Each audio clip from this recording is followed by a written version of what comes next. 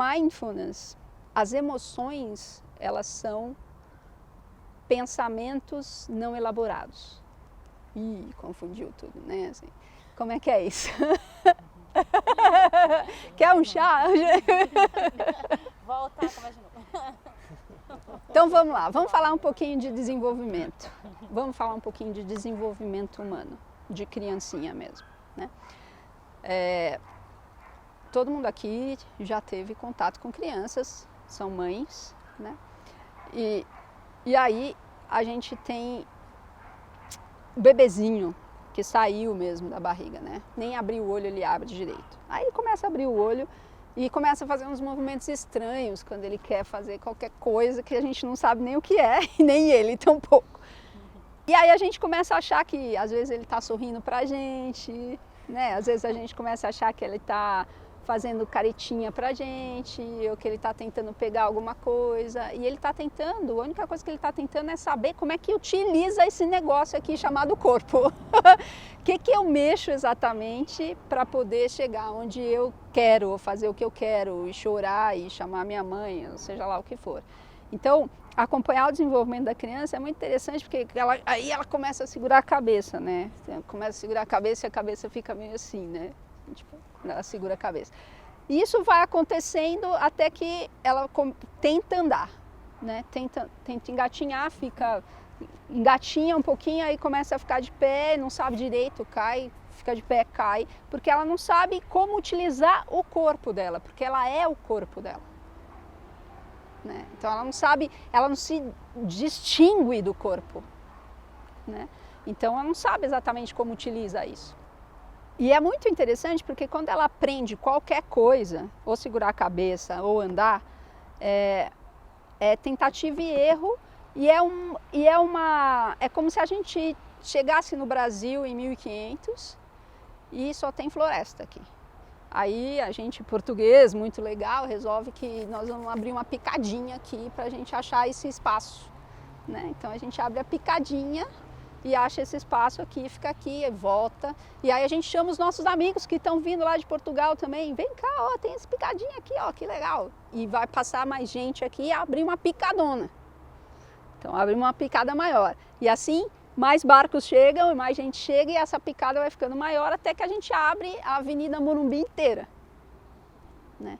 E o cérebro faz a mesma coisa.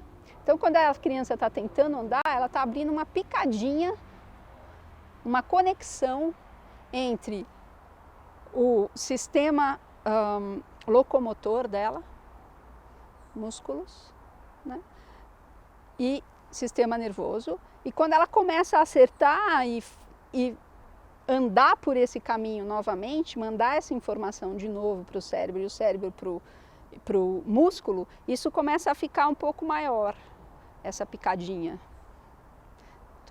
É uma metáfora, né? Obviamente, senão a gente tinha a cabeça desse tamanho, imagina que está cheio de picada, né? Então, começa a se fortalecer esse pathway, esse caminho, e ela começa a ser autônoma nesse caminho. Isso se torna inconsciente. Até então ela está fazendo força. A gente lembra disso quando a gente aprendeu a dirigir. Quando a gente aprende a ler, a gente não lembra disso, mas acontece a mesma coisa.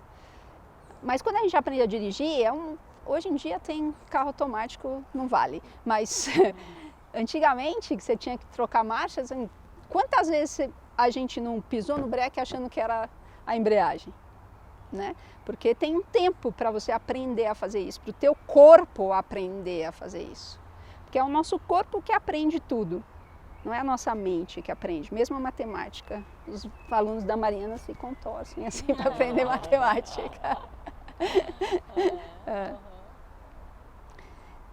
Então, esse caminho que vai se fazendo, e se tornando autônomo, vai fazendo com que a minha mente fique liberada para fazer outras coisas. Hoje a gente dirige sem pensar. Você sai daqui, chega até a sua casa, você pensou no almoço, no seu planejamento do final do ano, sei lá o que você pensou, mas você não dirigiu. Fato, né? Então, quando as coisas se tornam autônomas e vão por elas mesmas, a gente não pensa mais sobre elas. E a nossa mente é liberada para ficar viajando. E isso também acontece com a mente ela mesma. Mente no sentido do pensar, né? Porque, tá bom, desenvolveu e a criança aos 5, 7, se ela já tem domínio do corpo, aos 2 ela começa a não fazer mais xixi na cama, na fralda, a gente pode tirar a fralda, ela consegue controlar o esfíncter. E depois ela começa a ter que controlar as emoções. Chega, né, final da infância, adolescência, que fica aquele negócio assim, que eu não sei quem eu sou, o que eu quero, e fica uma coisa esquizofrênica que é maluco, que eu não consigo lidar com as minhas emoções, né? E por conta da gente educar do jeito que a gente educa, a gente lida com as emoções do jeito que a gente lida. Não quero nem falar, nem qualificar isso, né? Mas muitas vezes a gente engaveta, a gente engole, ou a gente surta, e a gente aprende, entre aspas, a lidar com as emoções. E as crianças nascem percebendo as coisas no nível sensorial, não pensam e nem se emocionam. Quando elas choram não é porque elas estão tristes, elas choram porque elas estão com fome, elas não sabem o que fazer, estão com dor, ou estão com sono, ou querem a mãe, ou estão inseguras, né? Depois elas começam a aprender a lidar com as emoções. E depois disso, elas começam a pensar sobre as coisas. A gente não nasce pensando. Tanto que é muito legal conversar com criança, porque a lógica não existe. É um negócio assim, tipo, né? Então, por que você não pode comprar isso para mim? Usa o seu cartão, né? Tipo, eu não tenho dinheiro. Não, você usa o seu cartão. Hoje em dia nem mais cartão, no cartão antigo, né? Você usa o seu celular. Ontem, eu posso falar uma coisa que tem a ver com isso? Ontem eu falei assim para uma menina de 4 anos, me ajuda a pôr a mesa? Aí ela falou, você vai pôr a mesa onde? É concreto, né? Assim, a gente tem que colocar a mesa em algum lugar. Então, as emoções, elas são uma pequena elaboração do que a gente percebeu do ambiente, né? Então, se eu chego aqui e o Ciro chega aqui, a gente está aqui, a gente nem olha para ele. O Ciro é um rapaz sensível. Ciro é o melhor dentista do mundo.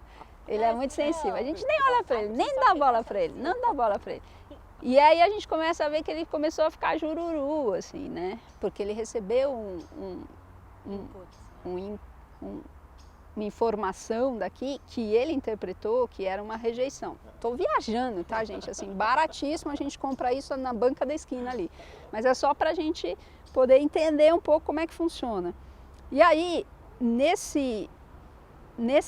nessa compreensão desse lugar onde ele pode se sentir rejeitado, inseguro, com medo, ele começa, isso são as primeiras elaborações do pensamento dele, né? Então ele começa a entender que a gente não ligou para ele porque a gente não gosta dele. A gente não gosta dele.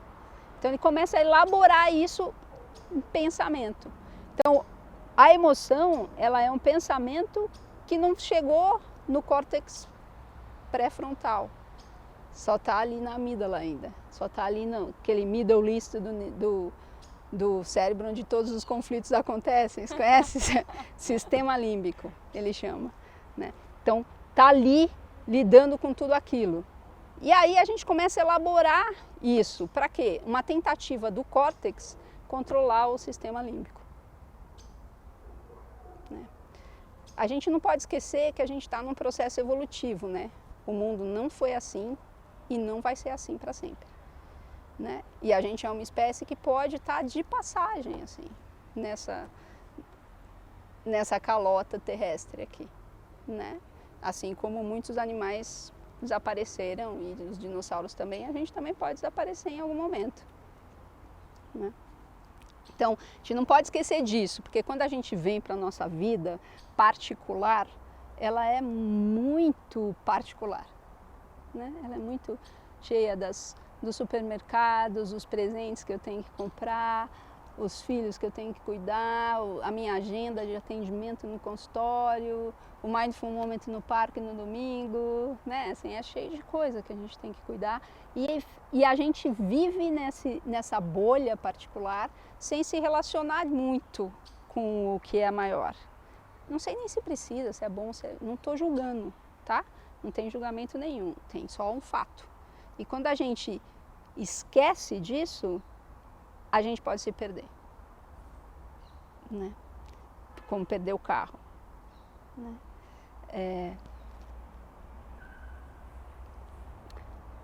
E quando o Mindfulness promove que a gente olhe para a mente com esse propósito de observar o que é que está acontecendo nesse lugar, como se a gente vestisse um jaleco branco, saísse para aquelas salas do FBI, sabe? Que tem aquele espelhão assim, que você fica vendo o cara lá dentro. E que você olha para ele deste espaço, que você olha para sua mente funcionando nesse espaço, você começa a criar como a criança e a gente não é mais nosso corpo, né? Nem sente o corpo muitas vezes, a gente come sem perceber, a gente fica cansado sem dar conta disso e o sono sem dar conta disso. Não sou meu corpo, ele simplesmente é uma bateria para que a minha mente continue funcionando e que eu possa accomplish aquilo que eu quero fazer.